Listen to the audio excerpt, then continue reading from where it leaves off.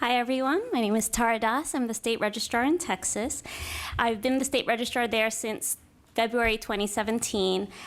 6 months later, Hurricane Harvey hit. But before I came to Texas, I'm actually from New York City, and I was in New York City Vital Statistics for a number of years, and I was there when Hurricane Sandy hit in 2012. And so I wanted to talk a little bit to the experiences and how they differ and what that means in terms of vital events registration, because that's what the vital statistics system is the reporting, the registration, and issuance of records for births and deaths, and that is a local function. So really want to sort of talk to the differences between New York City and Texas to bring home to bear the fact that local geographies, legislation, rules, and policies really make a difference on mortality reporting in real time.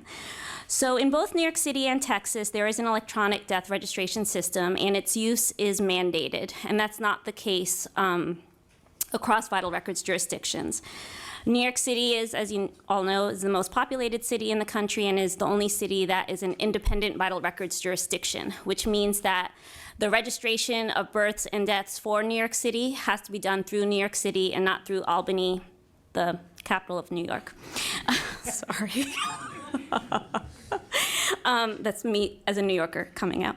Okay, so also in the death certificate, just to take a step back, the death certificate across the board is completed in two parts, by a funeral home and by a medical certifier. And we already talked about who that medical certifier would be depending on the type of death that it is. New York City, the timelines for filing a death certificate, and those timelines are in statute or rule for that vital records jurisdiction. In New York City, a medical certifier starts the death certificate, and they have to do so within 24 hours of death. And then the funeral home completes their piece, making the entire death certificate needing to be registered within 72 hours. But the fact that the medical certifier starts the death certificate in New York City and has to do it within 24 hours is really conducive to that real-time using death certificates for real-time mortality surveillance. New York City also has a centralized medical examiner office across the 5 boroughs that also is conducive to using death certificates for real-time mortality surveillance. In Texas, it's very different, which is actually pretty cool, being the state registrar there and sort of noting these differences. I'm very proud to represent the state of Texas because it is not only the second geographically largest state in the country, the largest in the continental US, but is also the second most populated state in the country. Whereas New York City has 5 counties, Texas has 254 counties, so that's something. The death certificate in Texas, the timelines are very different. The death certificate must be registered within 10 days of death. And it's started by the funeral home. So the funeral home starts the record and then designates a medical certifier, and then that medical certifier has 5 days within which to complete the medical portion of the death certificate. So not as conducive to real-time mortality surveillance the way the New York City vital statistics system is set up for.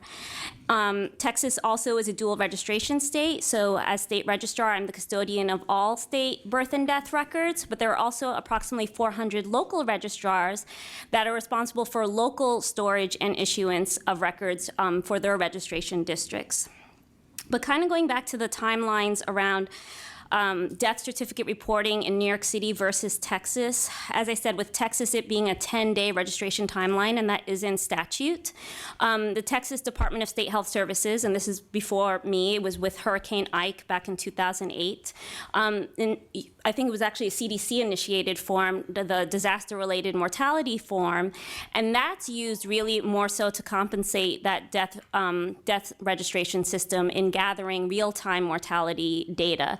So that form, it's not handled within the vital statistics section in Texas, is handled by our colleagues within the agency who are more responsible for disaster epidemiology, and they're the ones who are in contact with local health departments, medical examiners, justices of the peace, to collect that more real-time data while they're also completing in parallel death certificates. And one thing I forgot to mention, whereas New York City has a centralized medical examiner system across its 5 counties, again, an independent vital records jurisdiction, Texas is different. Texas is the medical legal system is set up differently. All the major counties, I forget the population limit, but all the major counties are served by a medical examiner. So that's about 15 of the 254 counties that are served by a medical examiner's office.